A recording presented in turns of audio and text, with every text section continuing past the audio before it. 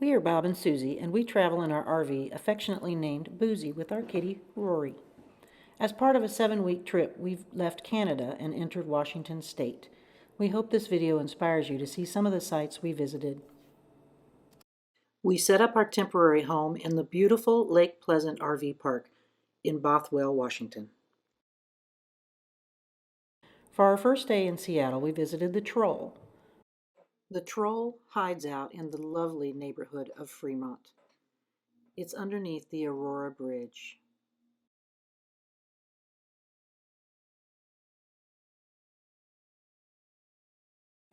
Next, we visited the Ballard neighborhood, an old fishing village. I guess they had to do that for the boat. While there, we were able to view the bridge being raised for a boat after a train went through, and we checked out the Chittenden locks and fish ladder. It was really amazing to watch the big boats and even the small canoes go through the locks. You do have to have somebody laying out the line and bringing it in. Most private boaters much prefer coming through the small locks because we have this floating wall that's added. Look at it. Wow, you can see it going down. Huh. It's like training a bathtub. Right.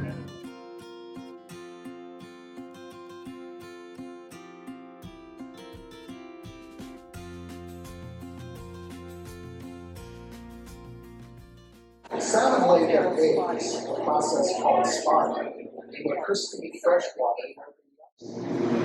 Fish ladder.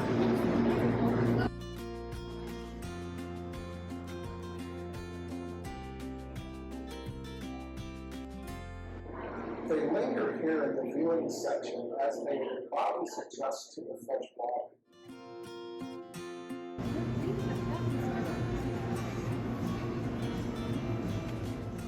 We were surprised but delighted to see the harbor seals playing around in the water by the locks.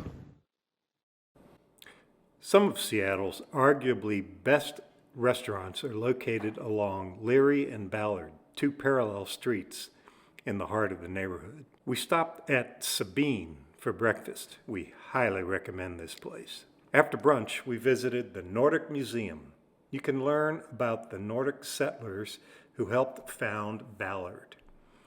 Denmark, Sweden, Finland, Iceland, and Norway make up a region known as the Nordic region. From this region came the intrepid Nordic immigrants who settled in the U.S. and helped shape its character and future. The Nordic spirit is an authentic fishing vessel built in the 1800s and refashioned to resemble a Viking ship. There is much to learn about the Nordic prehistory and the Viking era, the rise of the Catholic Church and emigration. Compelled by hard circumstances or the lure of opportunities, Nordic people came to America, bringing with them their culture.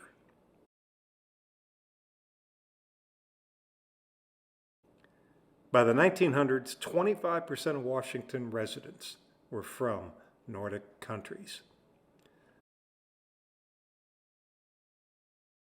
Something always has to be printed from the road, and Roary is chief inspector of the printing process. She also serves as an official food taster. Walking through the museum and Ballard neighborhood made us thirsty, so we headed to Figurehead Brewing Company for a flight and a pretzel. In the morning, we took the ferry from Seattle to Victoria. We purchased the package with an overnight stay and a bus tour to Butchart Gardens. We were treated with quite the show in the harbor upon our arrival. When we arrived in Victoria, we checked into our hotel, the Hotel Grand Pacific, before boarding our bus for a city tour and transportation to Butchart Gardens. The best show was the water taxis doing their water ballet.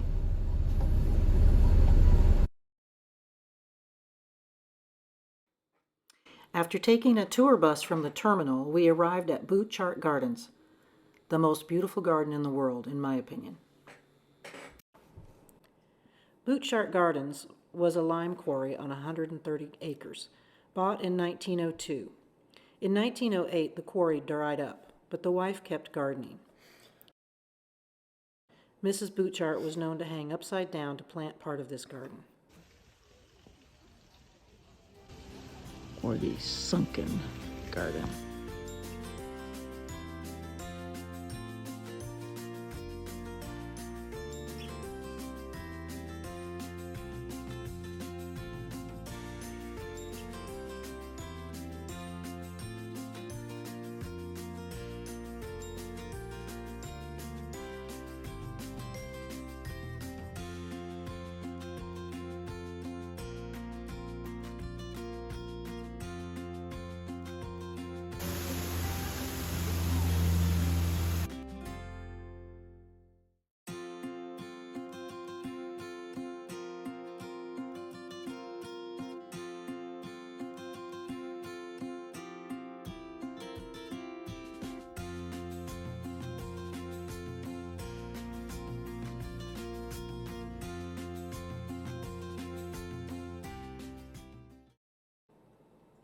The Japanese garden here was Jenny's first formal garden.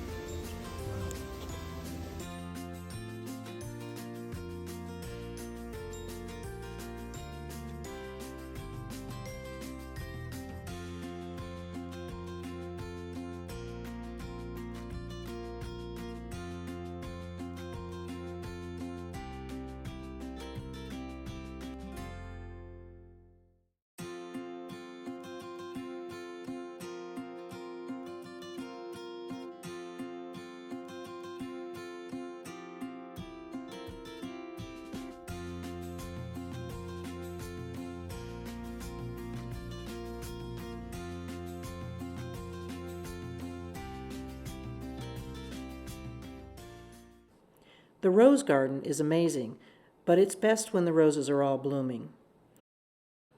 In the evening, we ate appetizers at Finn's restaurant and watched the first half of the Chiefs versus Tampa Buccaneers game. We watched the sunset on the harbor as we walked back to our room.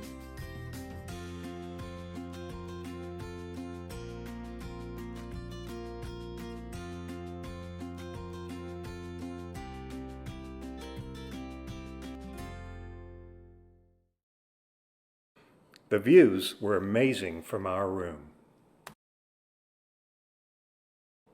The second day in Victoria, we were on our own.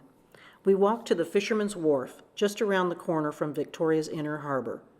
Fisherman's Wharf is a hidden treasure waiting to be discovered. The eastern end of Fisherman's Wharf is populated largely by float homes. The Greater Victoria Harbor Authority has set aside 33 berths designated for floating residences. The wharf is also a great destination for those seeking fresh fish or seafood. From here we took the water taxi to Chinatown. Fan-Tan Alley is named after a gambler's game called Fan-Tan, and at its peak there were at least 8 hidden clubs in the alley. At the time, gambling was illegal, so a lookout was placed at either end of the alley to watch for cops. In the late 1800s, one of Canada's main exports was opium. Along with having multiple parlors for consumption, Victoria's Chinatown was also packed with opium factories until it was outlawed in 1908. We walked down to the harbor and went on a pedicab tour with a fantastic pedicab tour guide by the name of Paige. She first drove us through Beacon Hill Park. She told us to pose for a picture while she climbed a tree to take that picture.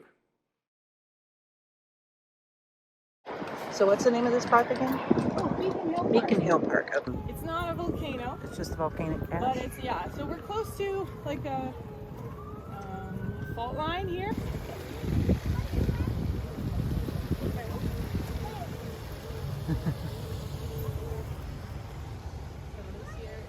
Designed by John Blair. 89. So this is actually the largest park here in the largest pond here in the park, or lake. The name of it is Good Acre Lake. So about Gary oak trees are popular here, and there is a minimum fine of $10,000 for trimming them. One needs a permit to cut down trees, even in their own yard.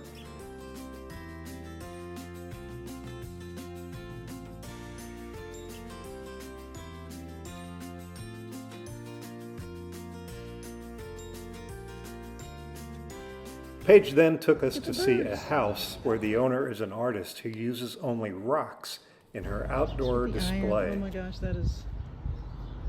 I love the little guy. Alligators. Very unique. Onward, we rode to the Emily Carr home. The two main themes of Carr's work, indigenous culture and the natural world, were side doors through which ordinary people could access her art. Other factors also contributed to her fame. Her struggle against the obstacles that faced women of her day to become an artist of stunning originality and strength made her a favorite of the women's movement. She also had a monkey and a travel trailer called the Elephant. That seems pretty cool. We rode by the historic James Bay Inn. This is the third oldest hotel in Victoria. We invited Paige to eat at Barb's Fish and Chips with us.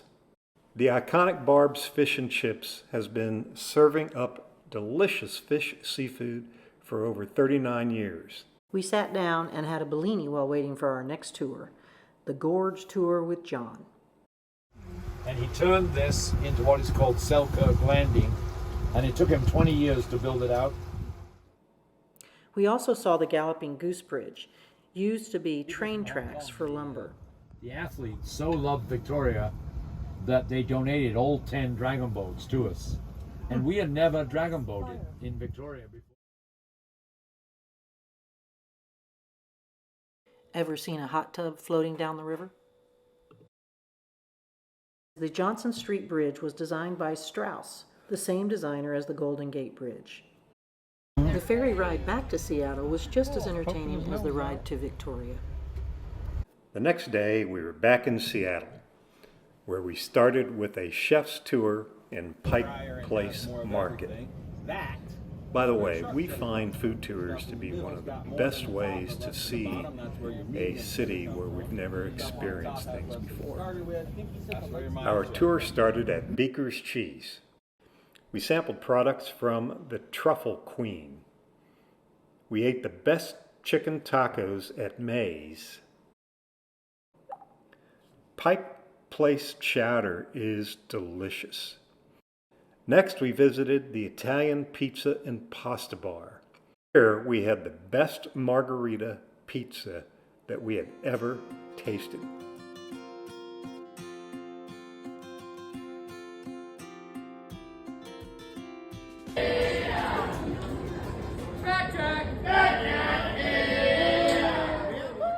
Our last stop was at Fran's Chocolates.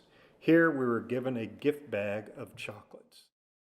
My gift bag did not make it back to the motor coach that night. From downtown, we walked south along the waterfront towards Pioneer Square. The main must-do in Pioneer Square, especially for the first-time Seattle visitors, is the underground tour. If the water isn't leaving the streets, folks, what else wouldn't be leaving the streets? Sewage.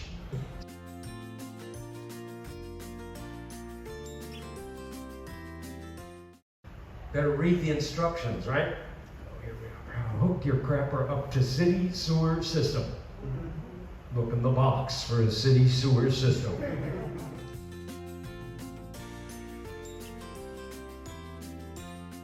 The city of Seattle is built by men who didn't know what they were doing in the 1850s. It burns down by a man who didn't know what he was doing in 1889, but we are rebuilt by the city seamstresses. Let's hear it for those hardworking seamstresses. The next morning, we parked along the waterfront and walked through Olympic Park. After this, we climbed a pretty steep hill back to the Seattle Center.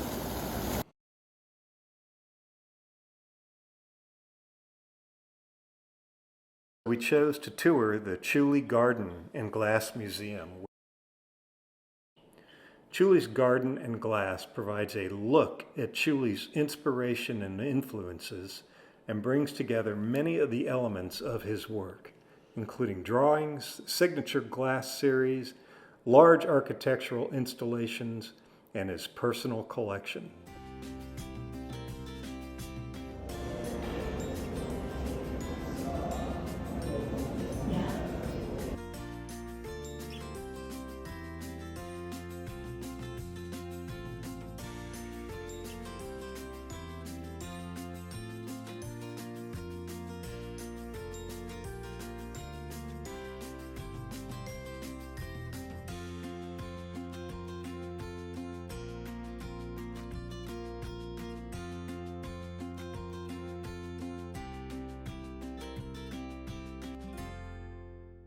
We have one last piece of equipment to use, and that's our silver box over here to kiln set at 1,000 degrees.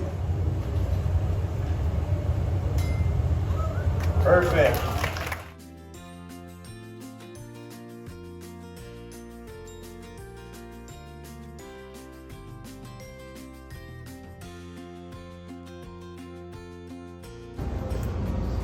Here we are at Chuli Gardens, and what?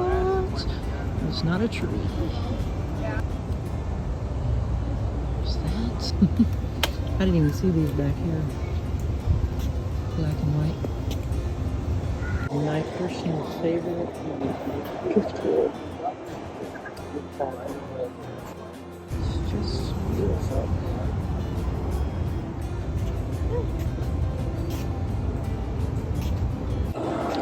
And there is the glass house.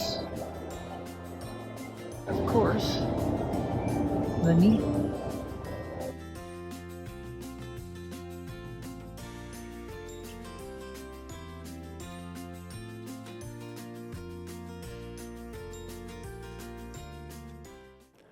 The Space Needle is one of the most recognizable landmarks in the world and is a treasured Seattle icon. Built for the 1962 World's Fair, the Century 21 exposition, whose theme was the age of space. 58 meters up in the air. Very tip of the needle is 60 stories, 605 feet, or 184 meters. Now, the Space Needle was built as the centerpiece of the Century 21 World's Fair, which was right out here in Seattle Center. Apparently, it was supposed to be a mix of the Eiffel Tower, a rocket ship, and a flying saucer. The best way to explain that choice is it was 1962. The views are incredible, and the clear, moving sidewalk is terrifying.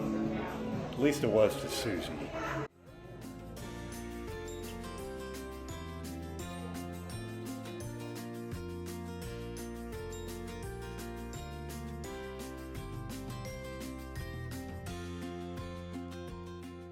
Afterwards, we drove nearby to Rocco's for pizza and beer.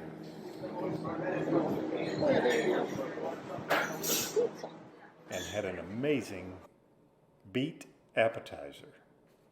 The next morning, we drove from Seattle to stay at the Anderson's Oceanside RV Park on the beach in Long Beach, Washington. Long Beach is renowned for its exciting boardwalk and colorful skyline when it's adored with beautiful kites. Tourists visit Long Beach for its famous festivals and vast Long Beach. After parking the RV, we walked the few steps out to the beach. Whether you prefer golden hours, vivid sunsets, or cloudy days, the beach always looks good. It holds the record of the longest beach in the United States, 28 miles, also known as the world's most drivable beach. Next, we visited the Adrift Distillery. We loved all the tastings here, especially the elderberry and cranberry liqueur. Adrift Distillers is the home of exotic and creatively crafted spirits and gin. They offer the finest brand in the Long Beach area of Washington. Dinner was at the depot. This is one of the best dinners of my life. Also, while in Long Beach, we visited the MARSH Free Museum. People compare it to a small carnival. Penny viewers, grip testers, 1930s baseball arcade games, self-playing pianos are all still working. You can play all these games for 5, 10, or 25 cents. One was 50 cents though.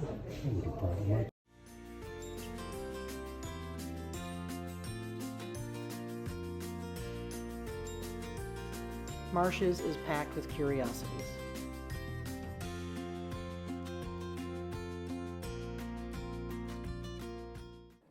There's also the Kite Museum. The World Kite Museum houses the best kites in the world. This is somewhere you go to learn about the history of kites and also enjoy fun kiting events. The idea of having a kite museum was born around Washington's 100th birthday. This museum has a collection of 300 Japanese kites, which is the only complete collection of Japanese kites outside of Japan.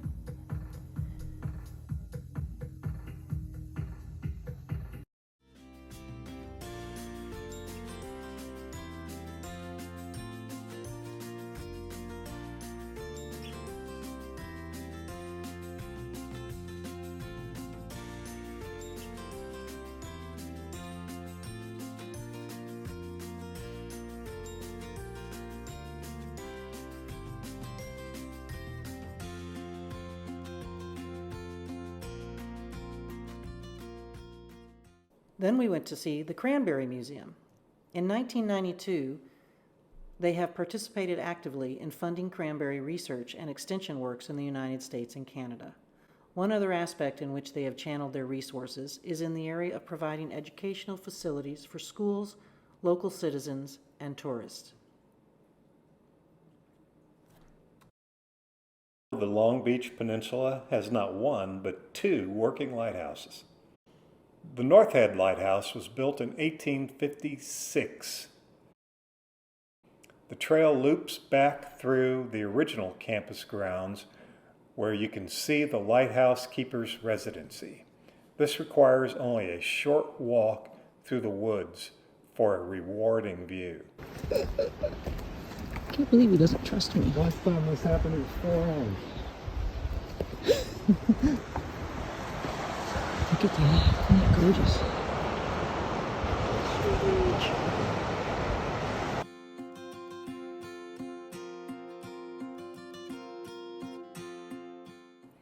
A little bit longer and steeper hike, the Cape Disappointment Lighthouse overlooks the mouth of the Columbia River and the Pacific Ocean. Our hike led us past Dead Man's Cove to the Lewis and Clark Interpretive Center. Over there in the shadows is Oregon. On the other side of the land is the river. Yeah, see?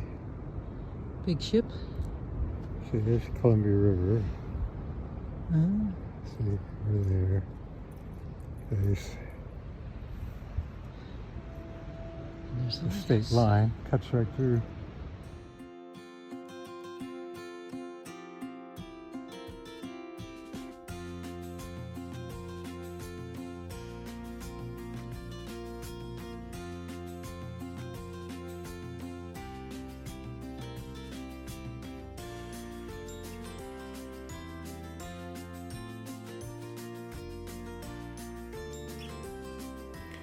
This center focuses on Lewis and Clark's journey, which ended right here in Long Beach, Washington.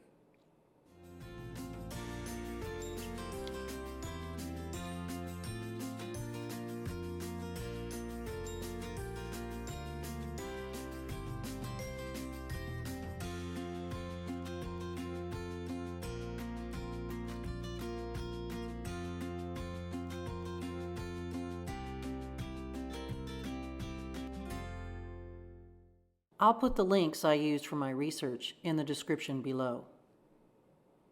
We'll see you next time.